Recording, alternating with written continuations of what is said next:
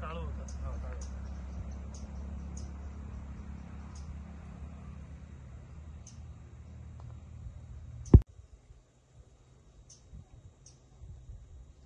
आज सुट्टी असता, सोमवार बंद ठेवता. नाही वेंगुर्ल्यात काय दुकान हा वेंगुर्ला दुकान असा तरी मध्येच पाऊस वगैरे लागतच पाऊस. आता परत जानेवारीत लागतं. आता ही थंडी पडली काय म्हणता नाही आता ही नंतर आता ही थंडी पुढे जाते परत हो. थंडी पुढे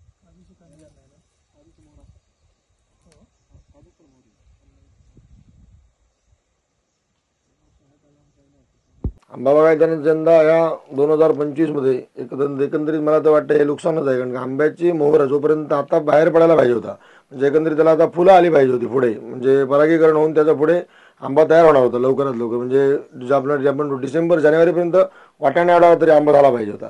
पण आतापर्यंत अद्याप झाडाला व्यवस्थित मोहरच नाही, कारण जास्त पाऊस असल्यामुळे झाडं थंड पडलेली आहेत.